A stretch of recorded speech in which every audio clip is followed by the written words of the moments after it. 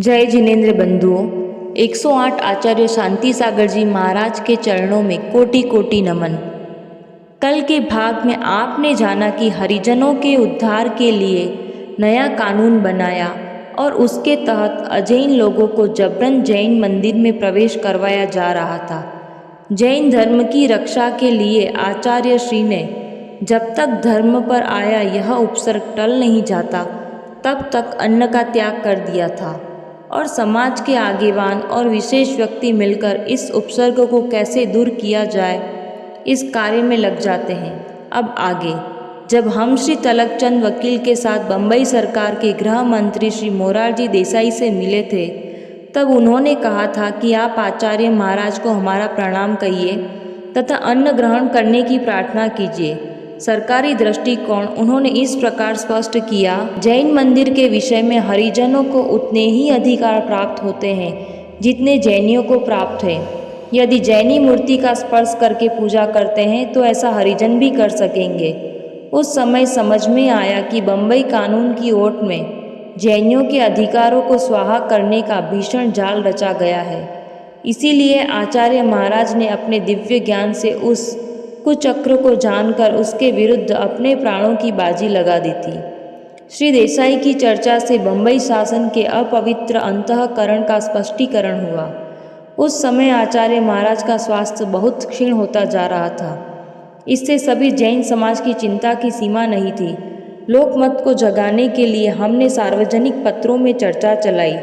जून सन 1949 के ब्लिट्ज नामक अंग्रेजी पत्र में हमारा समाचार प्रकट हुआ था।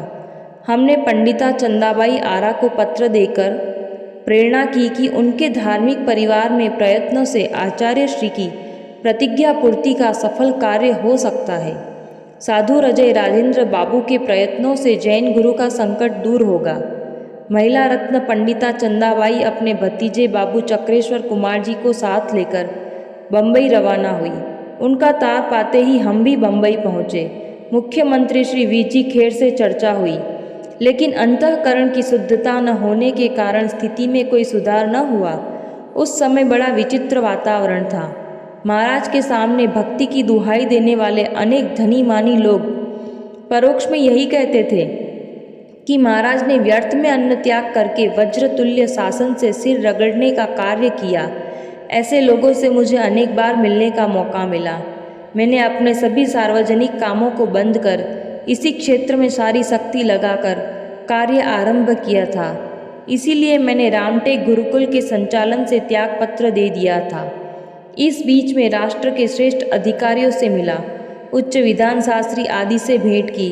विरोधी लोग हमारे कार्यों को जानकर उपद्रव और उत्पात करेंगे, इसीलिए हम प्रयत्नपूर्वक अपने कार्यों को समाचार पत्रों में प्रकट होने से बचाते थे। बम्बई कानून के समान कानून तो मध्य प्रदेश में भी आया था, लेकिन हमने एक जैन शिष्टमंडल ले जाकर प्रांतीय सरकार के समक्ष निवेदन किया तो बुद्धिमान मंत्रिमंडल ने जैनियों को कानून के भार से मुक्त कर आभारी किया तथा एक विशेष पत्रक निकालकर भ्रम का निवारण भी किया। मध्य प्रदेश की विधानसभा के तत्कालीन अध्यक्ष श्री घनश्याम सिंह गुप्त से अनेक बार परामर्श किया। एक बार उनसे आवश्यक परामर्श निमित्त ज्वर की स्थिति में हम उनके निवास स्थान दुर्ग पहुँचे थे। इस प्रकृति के विरुद्ध प्रवृत्ति के फलस्वरूप लगभग 2 माह पर्यंत हम बीमार रहे थे। डॉक्टर राजेंद्र प्रसाद जी ने एक महत्वपूर्ण पत्र द्वारा सरदार वल्लभ भाई पटेल से उचित कार्य करने के लिए प्रेरणा की थी। श्री सेठ बालचंद हीराचंद बम्बई ने भी महत्वपूर्ण उद्योग किया था। इस प्रकार धार्मिक बहुसंख्यक जैन समाज आचार्य महाराज की इच्छा पूर्ति के विषय में शक्ति भर प्रयत्न कर रही थी और दूसरे विचार वाले थोड़े लोग व्यक्ति सुधार के नाम पर महाराज के मार्ग में विघ्न उपस्थित करने में लगे थे। आचार्य शांति सागर महाराज की शरीर स्थिति चिंताजनक होती जा रही थी, किंतु उनका निश्चय मेरु सदृश अचल था। महाराज ने कहा कि राष्ट्रपति या प्रधानमंत्री श्री नेहरू इस प्रकार की सूचना निकाल दे कि जैन मंदिर में दूसरे धर्म वाले स्थानीय जैन पंचायत की आज्ञा लेकर ही जा सकेंगे तथा बिना आज्ञा प्राप्त किए उनको अधिकार न होगा। इस संबंध में मैंने राष्ट्रपति को 5 अगस्त सन 1950 को पत्र लिखा था। राष्ट्रपति जी की ओर से 21 अगस्त को यह उत्तर प्राप्त हुआ। इस विषय में राष्ट्रपति की हैसियत से वे प्रत्यक्ष रूप में कुछ नहीं कर सकेंगे। इस संबंध में आपको भारत सरकार से निवेदन करना चाहिए। 26 जनवरी सन 1950 में भारतीय संविधान गणतंत्र भारत में प्रचलित हुआ।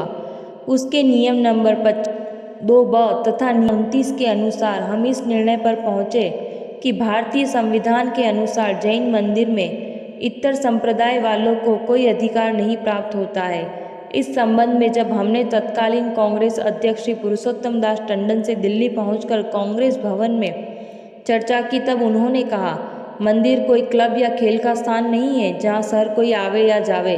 मंदिर तो आराधना का स्थल है। शैव मंदिर में शाक्त संप्रदाय वालों को घुसने का कैसे अधिकार होगा? इसी प्रकार जैन मंदिरों में दूसरों को कभी भी अधिकार नहीं हो सकता। अनेक हाईकोर्ट के न्यायाधीशों से हमने चर्चा की, उसमें हमारे दृष्टिकोण का ही समर्थन प्राप्त हुआ। इसी प्रकार अनेक जज और वकीलों से राय मशवरा कर विविध साधनों द्वारा भारतीय संविधान के नियमों को अपने अनुकूल ज्ञात कर हमने जैन प्रमुख लोगों के समक्ष कानूनी कार्यवाही करने की सलाह दी। इस संबंध में दिगंबर जैन महासभा की विशेष बैठक होकर एक उप समिति का निर्माण हुआ तथा कानूनी कार्यवाही करने का निश्चय भी हो गया। आगे की बात वीडियो के अगले भाग में बताई जाएगी। तब तक चैनल से जुड़े रहिए। जय जिनेंद्र।